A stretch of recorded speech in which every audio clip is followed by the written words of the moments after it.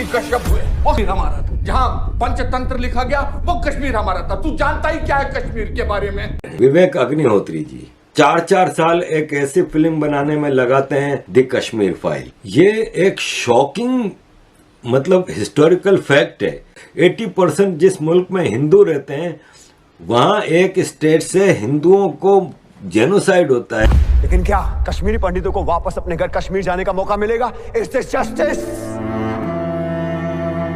दुनिया को तो छोड़े, इवन भारत के साउथ में या ईस्ट में अक्सर लोगों को पता भी नहीं है। तो पता चला कि कश्मीरियों में भी हिंदू होते हैं, वरना हमारे पाकिस्तान में तो यही पढ़ाया गया है कि जम्मू कश्मीर लद्दाख में सिर्फ मुसलमान रहते हैं। इरफान वानी लिखते हैं, द कश्मीर फाइल्स एक गलत और अधूरी फाइल है। पाकिस्तान की सरकार को इसके खिलाफ आवाज उठानी चाहिए और इस फिल्म को सभी देशों में बंद कर देना चाहिए। द कश्मीर फाइल मूवी भी रिलीज हुई थी, तो वो भाई ताजी द कश्मीर फाइल मूवी देख के आया था, तो भाई उसने दाग दिया मिसाइल। संबंधित सच्ची घटनाओं पर आधारित एक ऐसी कहानी है जो सदियों तक हमारा पीछा करेगी। कश्मीरी पंडित जब यह पूछेगा कि आखिर इस देश में उसे बेघर क्यों किया गया, उसका क्या कसूर था, तो शायद हम उसका जवाब नहीं दे पाएंगे।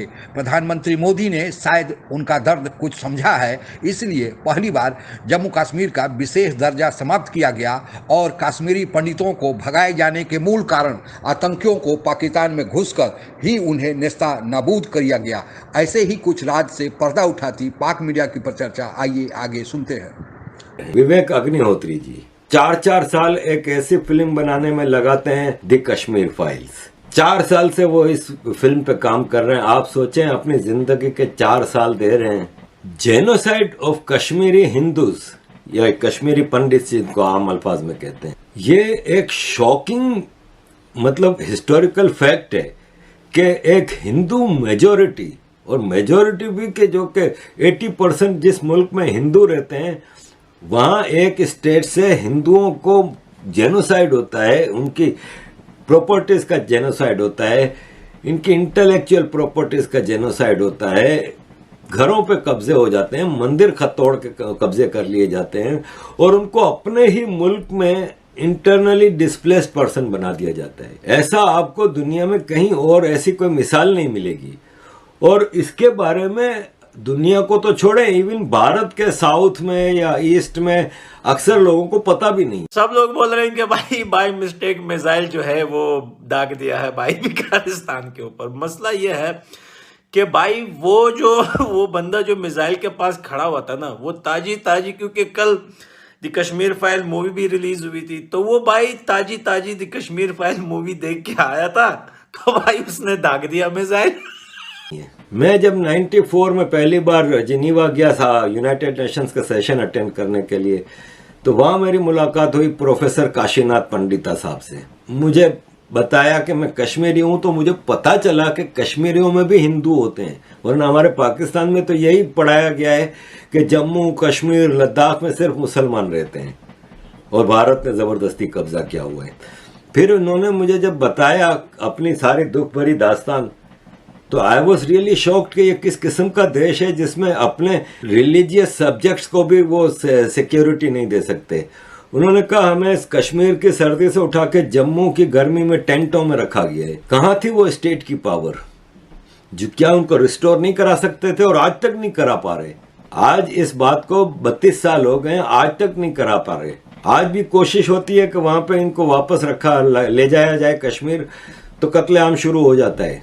रोज पता चलता है आज फला हिंदू को मार दिया, आज फला हिंदू को मार दिया। कैसे जाया जाए जब ये जेनोसाइड हुआ? इतना बड़ा काम करने जा रहा है जो पूरी इतने बड़े कैनवस पे दुनिया को दिखाने जा रहा है कि एक्चुअली कश्मीरियों के साथ हुआ क्या था, कश्मीरी पंडितों के साथ हुआ क्या। पाकिस्तान के लोग इस फिल्म को लेकर क्या बोल रहे हैं? इरफान वानी लिखते हैं, द कश्मीर फाइल्स एक गलत और अधूरी फाइल है।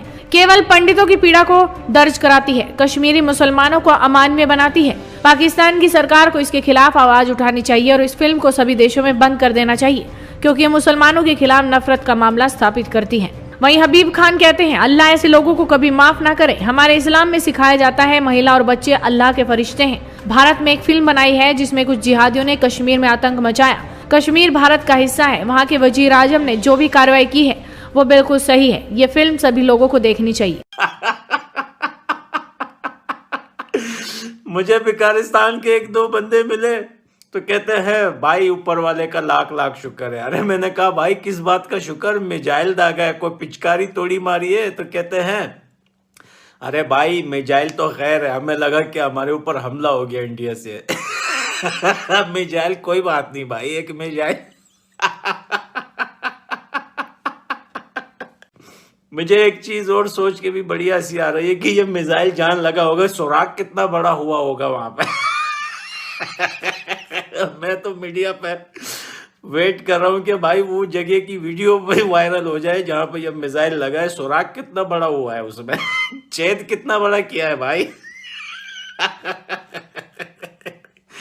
ये तो एक पिचकारी थी बेटा, ये सिर्फ एक ट्रेलर था, अभी मूवी बाकी है। ये सिर्फ तुम लोगों को जगाने के लिए था। अच्छा है, ये मिसाइल सिस्टम जो है वो कलाशंकोव की तरह नहीं है, एकेएम की तरह नहीं है कि भाई ट्रेगर दबते ही भाई 30 के 30 निकल जाए। तो अच्छा है एक एक ही धागा जाता है। ये तो अगर ट्रेगर ऐसा होता है कि दबा के 30 एक साथ धाग दी। सुबह पता चला भाई कि कराची है ही नहीं। लोग नींद से उठे, इस्लामाबाद वाले, कराची कहाँ गया भाई? कराची तो मैप में ही नहीं है। अरे वो मिस्टेक से मिसाइल दाग दिया। 1947 में जब पाकिस्तान का भारत से बंटवारा हुआ, उस समय जम्मू कश्मीर एक प्रिंसली स्टेट था। प्रिंसली स्टेट होने के नाते इंडियन इंडिपेंडेंस एक्ट 1947 के तहत उसे यह अधिकार दिया गया था कि वह या तो भारत के साथ रहे या पाकिस्तान के साथ रहे या फिर अपना स्वतंत्र अस्तित्व बनाए रखे।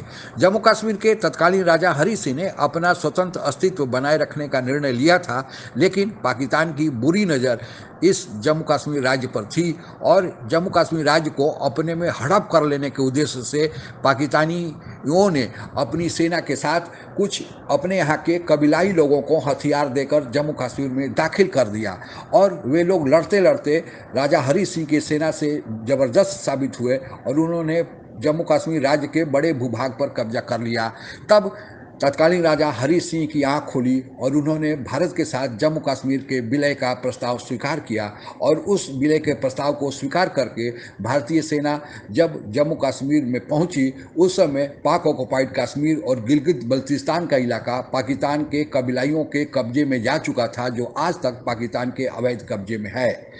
अब सवाल यह उठता है कि आखिर फिर यह आतंकवाद पाकिस्तान ने क्यों शुरू किया? आखिर पाकिस्तान की मंशा क्यों ऐसी हुई कि आतंकवाद जम्मू कश्मीर में फैलाया जाए? और उसके पीछे यह कारण था, ये पहला कारण यह था कि पाकिस्तान का जो पूरे जम्मू कश्मीर को अपने में हड़प लेने की योजना थी वह पूरी नहीं हुई, क्योंकि पाकिस्तान यह समझता था कि जम्मू कश्मीर में मात्र 6% ही हिंदू पॉपुलेशन है या कश्मीरी पंडित हैं और 94% जनता मुसलमान है, केवल राजा ही वहाँ का हिंदू है। इसीलिए यह नेचुरल अधिकार है पाकिस्तान का कि यह राज्य पाकिस्तान में शामिल हो और इसी कारण पाकिस्तान ने कबीलाइयों को भेजा था और फिर इसी नियत से कि जो भी हिंदू वहाँ बचे हैं उनको भी निकाला जाए। और उसके पीछे एक और उद्देश्य था कि अगर कभी यूनाइटेड नेशन के तत्वाधान में यहाँ पर जनमत संग्रह होता है तो कश्मीर को अपने पक्ष में ज़्यादा से ज़्यादा वोट मिले, इसलिए पाकिस्तान ने आतंकियों को भेजकर वहाँ से कश्मीरी पंडितों का चरणबद्ध तरीके से सुनियोजित ढंग से निकालने का काम शुरू किया। दूसरा जो कारण बताया जाता है कि चूँकि जनसंख्या में मात्र 6% ही कश्मीरी पंडित कश्मीर में थे, लेकिन वहाँ के ज़मीन पर 23% ज़मीन पर उनका भू स्वामित्व था तथा वहाँ के व्यापार कारोबार पर 40% के आसपास कश्मीरी पंडितों का सीधे या अप्रत्यक्ष रूप से नियंत्रण था। इसलिए कश्मीरी में जो रहने वाले मुसलमान हैं उन्होंने उनमें से कुछ लोगों ने पाकिस्तान के साथ साठगांठ करके यह योजना बनाई कि इन लोगों को अगर निकाल दिया जाए तो फिर उनके ज़मीन पर और उनके कारोबार पर उनका कब्जा हो जाएगा। और यह भी पाकिस्तान के लिए सूट करता था और पाकिस्तान ने इसी कारण आतंकवाद, धन और हथियार यहाँ के लोगों को मुहैया कराना शुरू किया जो पाकिस्तान के समर्थक थे। 1989 में यह और आगे उग्र रूप से बढ़ गया और तब से पलायन और ज़्यादा हो गया और 30 साल से आज कश्मीरी पंडित जो वहाँ से भागकर देश के दूसरे भागों में रह रहे हैं वे बिना घर के बहुत पीड़ाजनक स्थिति को झेल रहे हैं और उन्हीं कश्मीरी पंडितों का कश्मीर से घर से बेघर होने की कहानी यह कश्मीरी फाइल्स है। प्रधानमंत्री मोदी ने शायद उनकी पीड़ा को समझा और फिर जम्मू कश्मीर का विशेष दर्जा समाप्त करके दूसरे राज्यों की भांति उसे मनाया ताकि और लोग भी वहां जा सके, बस सके और फिर कश्मीरी पंडितों के घर वापसी का भी कार्यक्रम शुरू किया और यह भी प्रयास किया कि जो जनसंख्या का असंतुलन वहाँ से कश्मीरी पंडितों के पलायन के कारण हुआ है उस जनसंख्या के असंतुलन को पूरा किया जाए। शायद प्रधानमंत्री मोदी के कार्यकाल के चलते ही ऐसी फिल्म कश्मीरी फाइल्स जैसी फिल्म सामने आई है, नहीं तो शायद यह नहीं आता। कुछ लोगों का यह आरोप है कि जब पाकिस्तान प्रायोजित आतंकवाद कश्मीर में चल रहा था उससे बहुत सारे ऐसे मुसलमान परिवार थे वो भी प्रभावित हुए थे। यह बात सही हो सकती है और सही है भी, लेकिन एक पूरे फिल्म में पूरे जम्मू कश्मीर के कालखंड को समाहित कर लेना संभव नहीं था। इसलिए जितना समाहित किया गया उसको अगर देखा जाए तो एक अच्छी और सच्ची फिल्म है जिसे हम सराहते हैं। आज के लिए बस इतना ही। जय हिंद। आप अगर हमसे जुड़ा रहना चाहते हैं तो कृपया मेरे चैनल को सब्सक्राइब करें तथा बेल आइकन भी दबा दें ताकि नई वीडियो की जानकारी तुरंत आप तक पहुंच जाए। धन्यवाद।